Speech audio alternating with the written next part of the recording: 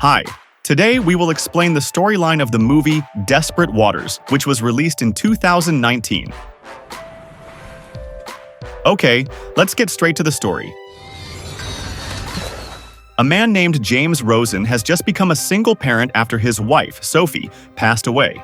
After returning from the funeral, he seemed dazed, so his two children, Trish and Steve, suggested that their father travel to deal with his grief and move on with his life. Without thinking twice, James followed his children's advice and intended to sail from Los Angeles to Hawaii, something he had dreamed of doing with Sophie for a long time. He also placed an advertisement in a brochure looking for anyone interested in becoming a crew member on his private boat. A few days later, a couple named Mike and Karen came for an initial interview. Without further ado, James asked them about their sailing experience, because he needed a crew with professional sailing experience. Mike admitted that he often sailed, but not professionally. However, Mike told James that they had related skills, where Mike understood diesel engines and Karen was good at cooking.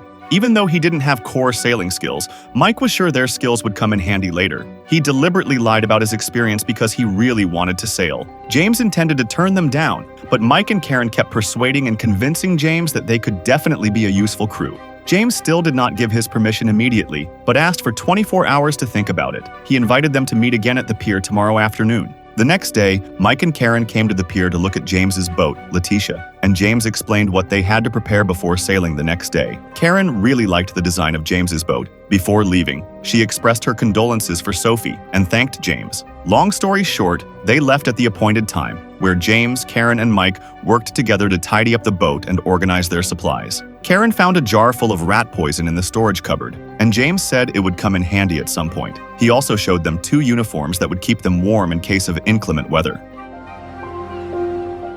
After that, James continued to teach them both sailing knowledge and skills, such as making bowline knots. Here, James said that this is an important and frequently used knot that is also easy to release. In addition, James also taught them about wind direction, how to turn the boat, and some of the names of boat equipment. Mike and Karen listened to the knowledge with enthusiasm. In the evening, Karen cooked dinner for the crew. Here, Karen accidentally touched James in a sensitive area when the ship was rocking. Mike saw the incident and felt a little jealous, but he didn't tell Kate right away.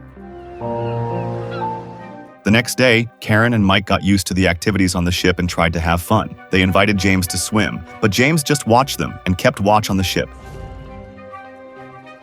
After they swam, James invited Mike to talk alone. He asked Mike for an explanation because he already knew that Mike was lying about his sailing experience. James had been sailing for years, so he could tell the difference between beginners and professionals. Mike admitted that he had deliberately lied so that James would allow him and Karen to become crew. That day, Karen did not hesitate to sunbathe while taking off her top.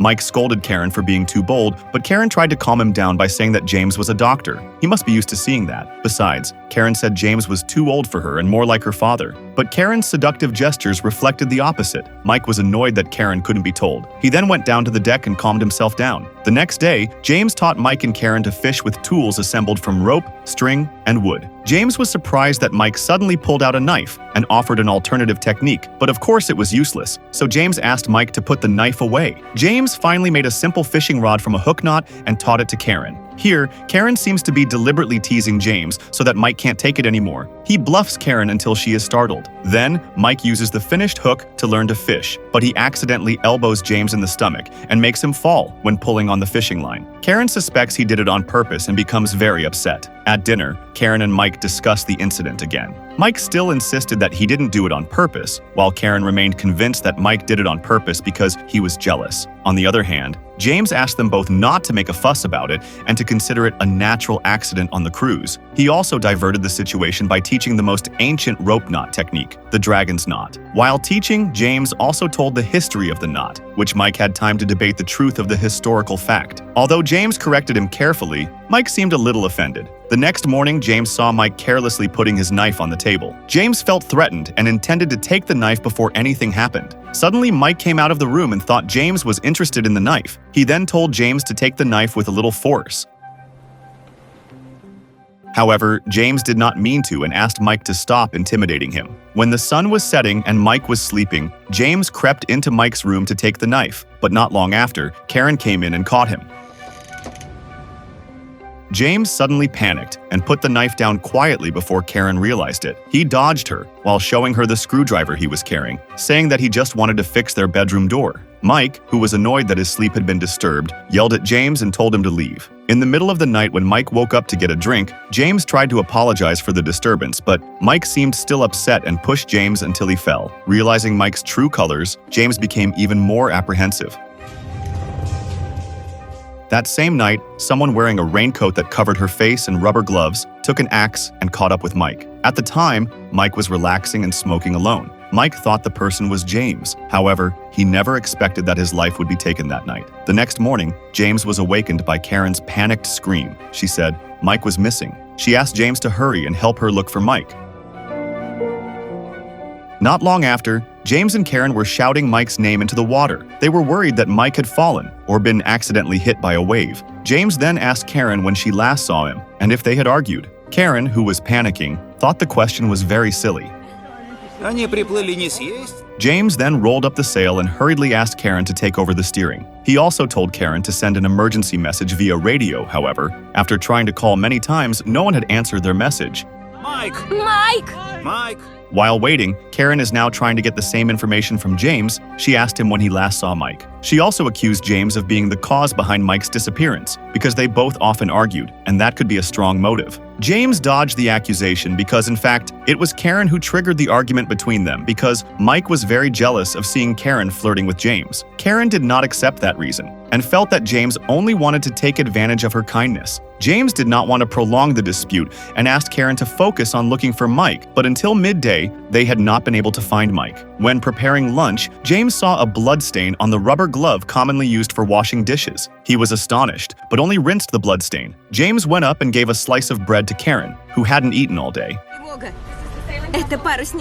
Karen thanked him and asked James to sit with her. Sometime later, James felt that their search had not progressed in the last 3 days. Not a single ship had answered their call. He then gave Karen the choice of returning to LA or continuing on to Hawaii without looking for Mike because he didn't have enough gas and water supplies if they had to search in all directions. Of course, Karen didn't choose right away. She was still very worried about Mike's condition, that he might still be alive. However, James persuaded her that they had no other choice. In the end, Karen agreed that they should continue on to Hawaii. Furthermore, Karen's emotional condition slowly improved. Her mood was still up and down, but she had accepted the loss of Mike. In times of grief like this, James also told her that he missed Sophie, his late wife. Karen tried to comfort James and lift his spirits. Here, Karen was increasingly aggressively approaching James, but James avoided her and didn't want any emotional bond too quickly. However, Karen persisted in approaching James, and that night, Karen admitted that she was not feeling well, and then she asked James for a prescription. Бурные. James just told her to drink wine with him. And finally, after constantly avoiding Karen, James was tempted to. Moreover, the influence of wine had now permeated both of them, and they then spent the night sleeping together. The next day, James told Karen that he kept $20,000 in cash just in case and told Karen she could use the money if he wasn't around. He then showed her important documents, such as a boat certificate and $254,000 worth of insurance, which made Karen admit that she didn't understand why James was showing her all that. James said that Karen was now his lover, which meant that what belonged to James also belonged to Karen. During the day, Karen complained of stomach pain. James told her to lie down so he could examine her. Karen said her stomach was cramping and unbearable, so James pressed Karen's stomach and checked her pulse. But James found no symptoms of acute illness. Before he could finish explaining, James suddenly felt sick to his stomach and even vomited. James took a break in his room and told Karen that this might be due to bacteria from the meat she had cooked. He then asked Karen if she smelled anything strange on the meat, but Karen said she didn't remember, and while James was still weak, Karen's condition seemed to be improving. The next day, James still felt stomach pain and often went back and forth to the toilet until he felt very weak and fell. Karen carried him to bed, where James felt the pain worsen. A few hours later, James woke up, while Karen was upstairs rolling up the screen. James was about to follow Karen, but he suddenly saw that the rat poison storage cabinet was slightly open. So he took the jar containing the poison, which was now less full. With horror, James realized that Karen was trying to poison him, so he hurried to get the antidote and drink it. Just then, Karen heard the sound of something falling from the lower deck. Karen thought James had woken up, but when she went downstairs, she saw James still lying in bed. James pretended to have just woken up and immediately said that Mike must have died falling into the sea. Кто меня слышит? And Karen replied that the incident was just an accident, because she thought Mike would definitely shout for help if he fell, after which Karen told James to just rest. Next, Karen came to bring food for James. However, James, who now suspected Karen, tried to refuse Karen's food. For some reason, Karen was very insistent that James swallow the food, until James ended up coughing. Unbeknownst to Karen, he took an antidote and kept a jar of food so he wouldn't starve, and he hurriedly hid the jar when he heard Karen's footsteps approaching. On the other hand, Karen was getting better at controlling the ship's steering wheel and kept checking on James's condition. A few hours later, Karen's attitude changed. She hit James with her shoe until he woke up. James suddenly complained of pain.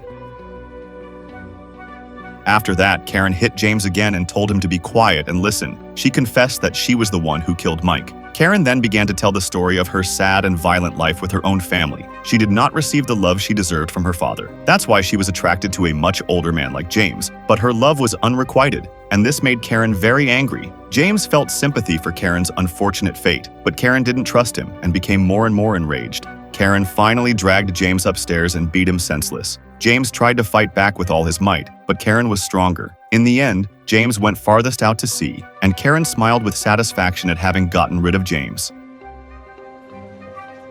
Sometime later, James was charged with the murder of Mike and Karen, and now he had to stand trial. Sitting in the witness chair, James told the story of the high waves that tossed their boat and threw Karen and Mike overboard, but that was not what actually happened. After James fell, he managed to climb back up while holding onto the boat rope. At that time, Karen thought she had succeeded in killing James. She didn't expect James to be alive. She then tried to beat James up again, but James used the last of his strength to fight back. He activated the automatic mast and held Karen's legs. This method worked until Karen was unable to avoid her own death. Not long after, James was cleared of the murder charges. He went back to sailing and posted an ad for a ship's crew. Sometime later, a couple named Alex and Joanna came to propose, and the incident reminded him of his encounter with Karen and Mike.